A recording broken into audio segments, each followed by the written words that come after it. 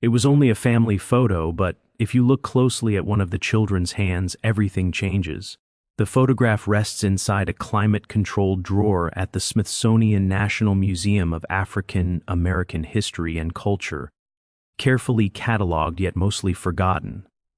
It is March 2024 when Dr. Maya Freeman, a cultural historian who studies post-Reconstruction Black communities, gently removes it from its archival sleeve during a routine digitization project.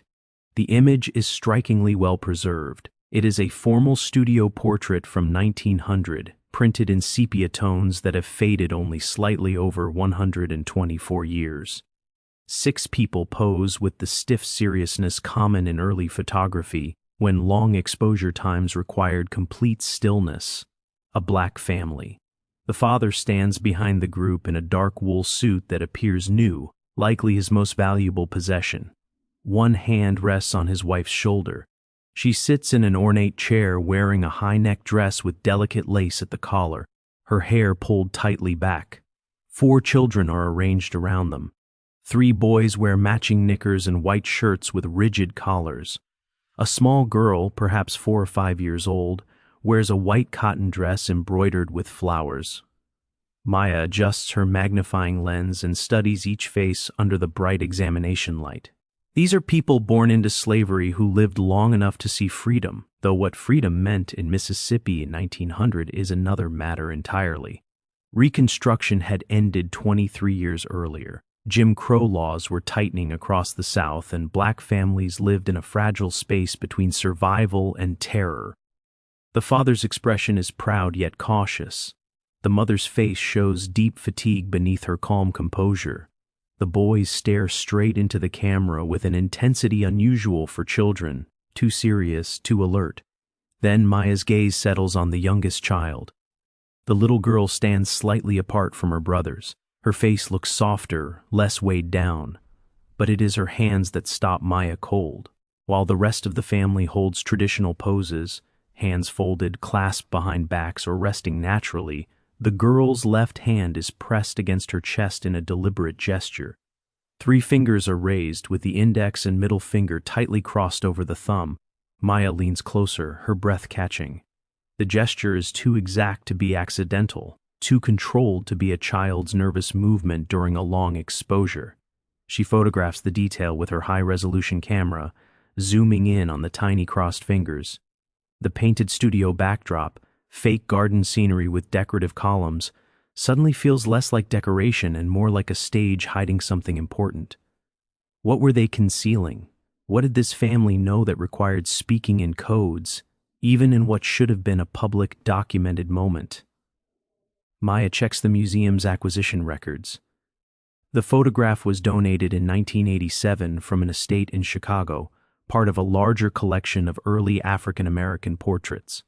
No names are attached, no clear provenance beyond Mississippi family circa 1900, just 6 frozen faces and one small hand making a signal that should not exist in 1900 to 35 years after the Underground Railroad was believed to have ended with the Civil War.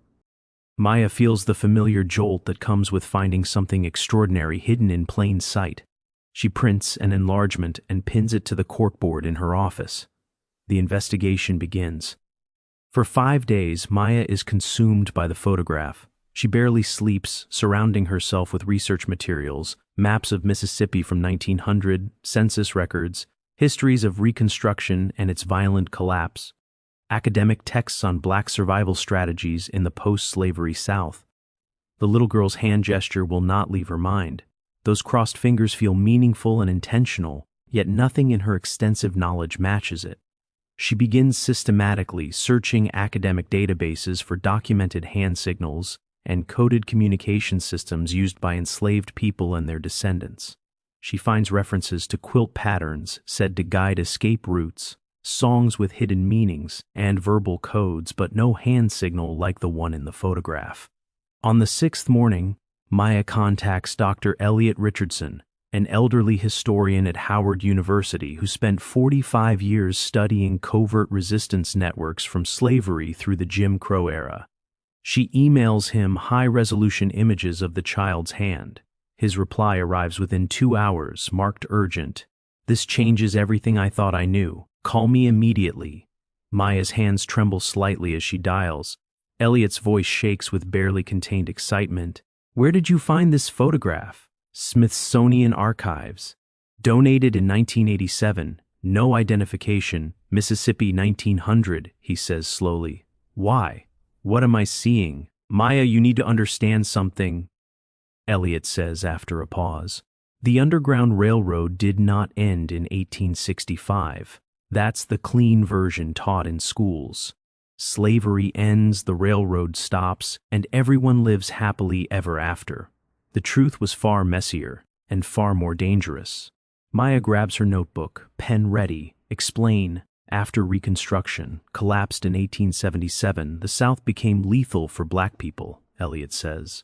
Lynchings, night riders, economic traps, legal persecution under Jim Crow. Black families needed protection networks just as badly as they had during slavery, maybe even more, because now they were free but had no federal protection. So the networks continued. They evolved, he corrects himself.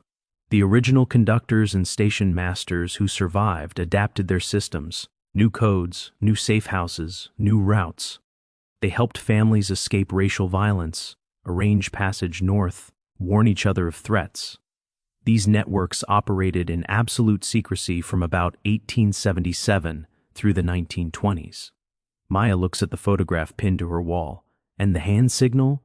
That's what shocks me, Elliot replies. I've studied oral histories, coded letters, family stories. I've heard rumors of hand signals for decades, fragments, whispers, but I've never seen photographic proof. His voice lowers. What you're seeing is called the reload signal. It meant a family was connected, prepared, and ready to help or receive help. It was taught deliberately to children. Why children? Maya asks. Because children could move through communities without suspicion, Elliot says. And if parents were killed or arrested, the children needed a way to identify safe families who would protect them. A chill runs down Maya's spine as she looks at the little girl in the white dress, holding a gesture that meant her parents had prepared her for their own possible death. Maya knows she has to find the photographer's studio, the starting point of this family's story. The back of the photograph bears a faint stamp, partly degraded but still readable under magnification. Sterling and Sons Photography, Natchez, Miss. She spends the next 2 days researching Natchez, Mississippi in 1900. The city sits along the Mississippi River, once a center of the cotton trade and slave auctions, now a Jim Crow stronghold where black families lived under constant threat. Sterling and Sons operated from 1892 to 1911 and was one of the few studios in the region that served black clients. Maya tracks census records, city directories, and newspaper archives. She finds an obituary from 1928 for Marcus Sterling, the studio's founder, describing him as a respected black businessman who served his community with dignity for 3 decades. The obituary mentions his son, James Sterling, who moved to Chicago in 1911 and continued running a smaller portrait business. Following that lead, Maya learns that James Sterling's great-granddaughter, Vanessa Sterling Hughes, is a retired art teacher living on Chicago's South Side. Maya sends a careful email explaining her research and includes an image of the studio stamp. Vanessa replies within hours. My great-grandfather rarely talked about Mississippi, but he kept things. Come see me. 3 days later, Maya sits in Vanessa's living room, surrounded by family photographs spanning 5 generations. Vanessa, a woman in her 70s with silver hair and kind eyes, brings out a wooden trunk that once belonged to James Sterling. He carried this from Mississippi to Chicago in 1911, she explains. He never let anyone look inside while he was alive. After he died, my grandmother inherited it, but she didn't know what to do with what was inside. You're the first historian to see it. Inside are hundreds of glass plate negatives carefully wrapped, portraits of black families from Natchez between 1892 and 1911. Beneath them lie 3 leather-bound journals written in James Sterling's hand. Vanessa opens the first journal. My great-grandfather wrote everything down. Every family who came to the studio. Dates, names, sometimes notes about why they needed portraits. Maya's heart pounds as Vanessa flips to September 1900. Her finger stops. September 14th, Coleman family, 6 portraits, express order, 3-day rush, special arrangement. Coleman, Maya whispers. What does special arrangement mean? Vanessa meets her gaze. My great-grandfather's studio wasn't just a business, it was a safe place, a checkpoint. Families who needed help knew they could come to him. Was he part of the network, Maya asks. He never named it, not even in his journals, Vanessa says. But yes, he recorded people who were about to disappear by choice to survive. That photograph you found, those people needed proof they existed before they vanished into a safer life. Maya stares at the entry. 6 people, 1 little girl making a signal meant to outlast them all. Do you have the glass plate negative for this portrait? Maya asks. Vanessa smiles faintly. I think I know where it is. Isaac Coleman, age 49, listed as a laborer. His wife Esther, age 44. Their children are Thomas, 22, Benjamin, 20, Samuel, 17, and Ruth, 14. The ages line up perfectly, allowing for 10 years of growth. The Colemans made it north. They survived. But Maya notices something else in the census record. Under the line asking when they came to Michigan, the year 1900 is listed. All family members are recorded as born in Mississippi. In the margin, written in the census taker's hand, is a short note. Family declined to provide prior address. They had intentionally buried their past, wiping Natchez from their story, protecting themselves even 10 years later and hundreds of miles away. Maya stares at Ruth's name. The little girl in the white dress, the child who made the reload signal with her small hand, the child who carried a code meant to keep her alive. Maya becomes determined to learn what happened to Ruth Coleman. Tracing Ruth's life over the next 114 years proves incredibly hard. Maya begins with Detroit records from 1910 onward, searching for a black woman born in Mississippi, around 1895 or 1896. She finds Ruth's name in Detroit school records from 1918. Ruth Coleman graduated from Cass Technical High School, one of only a few black students in her class. Then the trail goes quiet for several years, until Maya uncovers a marriage certificate from 1921. Ruth Coleman married William Harris, a postal worker. The name change makes the search more difficult, but Maya keeps going.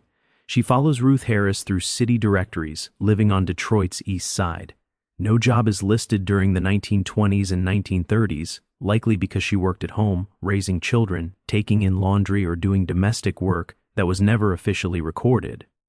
Then Maya finds something unexpected. Ruth's name appears in the archives of Second Baptist Church of Detroit, one of the city's oldest black churches and a former station on the original Underground Railroad. Ruth served as a Sunday school teacher there from 1925 to 1964. Maya contacts the church and speaks with the current historian, an elderly deacon named Frank Morrison who oversees their large archive. When Maya explains her research, his reaction surprises her. Mrs. Harris, he says immediately. Oh, I remember Sister Ruth. He explains that Ruth taught his Sunday school class when he was a boy in the 1950s. She was quiet and dignified, but gentle and loving with children. She died in 1987 at the age of 91. Maya's heart races. Did Ruth ever talk about Mississippi, about her childhood? Never, Frank says. Not once. Many people who came north from the South back then didn't speak about it. Too much pain. Too many memories they wanted buried. Did she have children? Yes. 3 daughters and 1 son. The youngest daughter, Grace, still lives in Detroit and works as a nurse at Henry Ford Hospital. Frank offers to share her phone number. That evening, Maya calls Grace Harris Thompson, now 72 years old. Grace is careful at first, used to historians asking questions about the past. But when Maya mentions the photograph and describes the hand signal, Grace's voice cracks. I need to see that picture, she says. Can you send it right now? Maya emails the high-resolution scan. 10 minutes pass. Then the phone rings. Grace is crying. That's my mother, she says. That little girl is my mother. I've never seen a picture of her as a child. She always told us Didn't have any photos from before Detroit.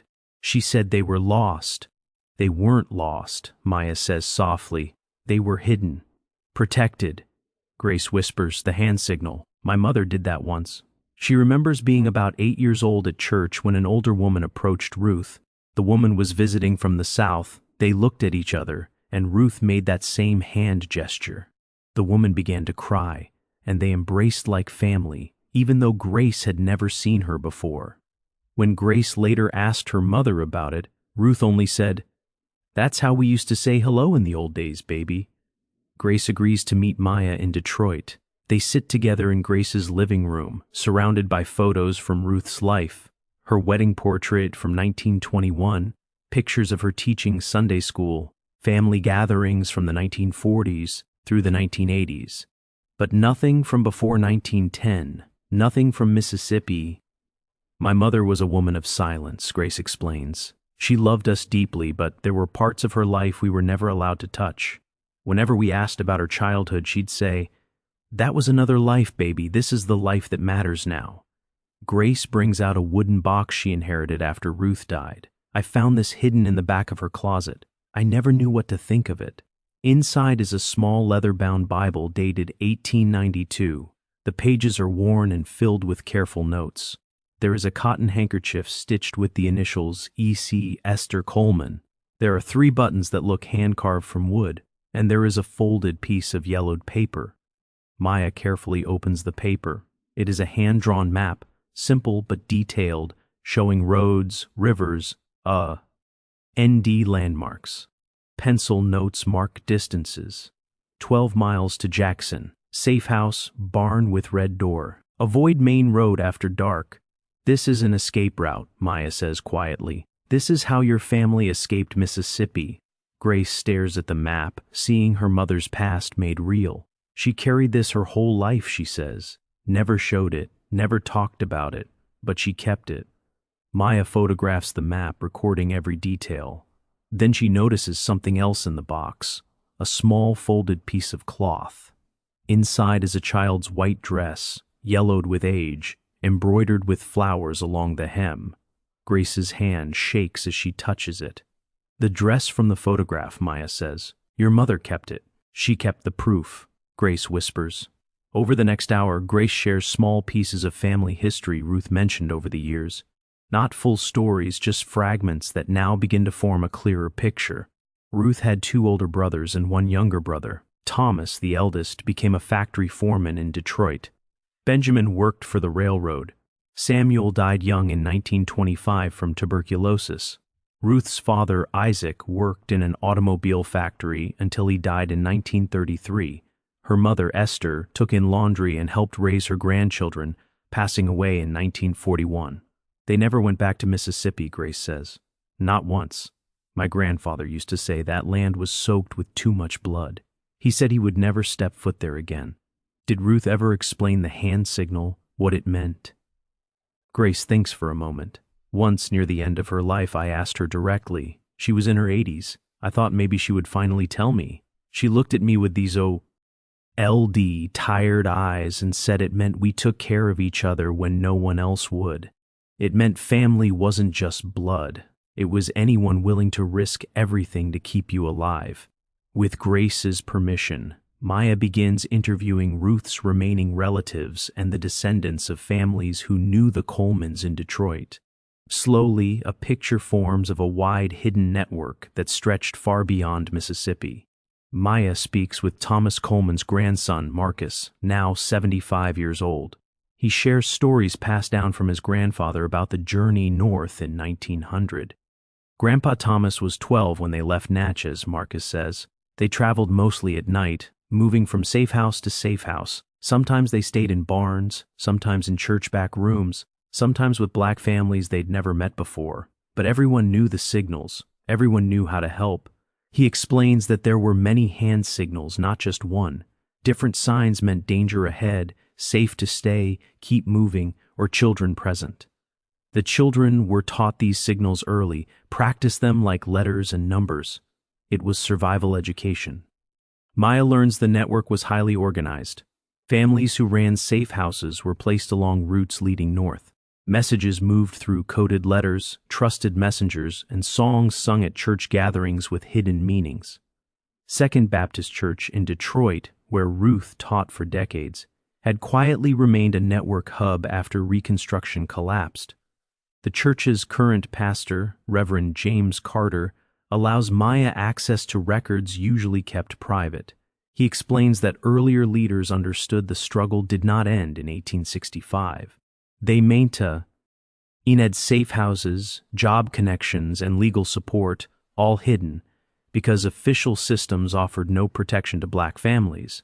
Maya finds coded entries in church ledgers from 1895 to 1920, groups of families arriving from Mississippi, Alabama, and Georgia, always in clusters, often in fall or winter when travel was harder and less watched. Your ancestor Ruth, Reverend Carter tells Grace, was part of something remarkable. These people built their own nation inside a nation, a system of care and protection hidden from the outside world. Maya shares her findings with Dr. Richardson again. He connects her with other historians studying similar systems in different regions. Together, they begin mapping a hidden infrastructure that once stretched across the South and into northern cities. Dozens of connected communities, sharing codes, protecting one another across state lines. This changes how historians understand the post-Reconstruction era. Elliot tells her they once believed black communities only endured violence. Now it is clear they actively built powerful systems of survival that lasted for decades. Maya organizes a gathering in Detroit for September 2024. Descendants of the Coleman family and other network families who fled Mississippi around 1900 are invited. She partners with Second Baptist Church and the Charles H. Wright Museum of African American History to host it. 43 people attend. Children, grandchildren, and great-grandchildren of families who survived through coded signals and mutual protection. Many have never met before. Their families were scattered across Michigan, Illinois, Ohio, and Pennsylvania over more than a century. Grace stands before the group, now seeing her mother's story as part of something much larger. Marcus attends, representing Thomas Coleman's line. A woman named Patricia represents Benjamin Coleman's descendants. Samuel left no children, but his memory is honored. Maya prepares a presentation, but she quickly realizes the research matters less than the people in front of her. They exist because their ancestors understood a hand signal in the dark. She projects the photograph on a large screen. Isaac and Esther Coleman, their 3 sons. Little Ruth in her white dress, her hand forming the signal that saved her life. The reload signal, Maya explains, was a language of survival. Your ancestors created systems that kept communities alive when the law and society failed them. This wasn't only resistance, this was genius. This was love turned into strategy. An elderly man named James raises his hand. His great-grandmother ran a safe house in Alabama. He asks why they stayed silent for so long. Grace answers quietly, because trauma doesn't end when danger ends, because they wanted us to live without fear, because talking about survival often means reliving it. She pauses, then adds, but silence has a cost. It lets brilliance disappear. It lets courage fade. Marcus adds that they are telling these stories now while they still can, while memory is still alive. After the gathering, a museum curator approaches Maya. They want to create a permanent exhibition, not just about the Underground Railroad before the Civil War, but about these post-Reconstruction networks. They want Maya's research to anchor it. Maya looks again at Ruth Coleman's photograph, 4 years old, wearing her best dress, holding a signal that echoed across 124 years. She agrees. It is time. In February 2025, the Charles H. Wright Museum opens a new permanent exhibition titled Hidden Signals, Networks of Survival After Emancipation. The Coleman family photograph anchors the central gallery. Ruth's hand signal is enlarged and explained. No longer a mystery, but a statement of collective intelligence and resistance. Maya's work expands beyond Mississippi and Michigan. She identifies similar coded systems in Alabama, Georgia, South Carolina, and Tennessee. Other historians follow her lead, uncovering networks their research had overlooked. Academic journals publish her findings. Filmmakers request interviews. But the deepest impact happens quietly in living rooms and church basements, where families share stories once kept hidden. Grace creates a scholarship in Ruth's name for students studying African American history and social justice. The wooden box with Ruth's Bible, map, and childhood dress becomes part of the museum's permanent collection. Families reconnect across cities and generations. Cousins find one another after a century apart. The old network, once born from danger, comes alive again through memory and love. Maya returns to the Smithsonian and asks that the photograph's records be updated. It is no longer listed as an unknown family from 1900. It now reads, Isaac and Esther Coleman family, Natchez, Mississippi, September 1900. Photograph taken by James Sterling 3 weeks before the family fled racial violence. Child making reload signal is Ruth Coleman, later Ruth Harris, 1896 to 1987. Maya thinks about how many other photographs hide similar truths. How many silent gestures wait for someone to ask the right questions? She commits herself to finding them.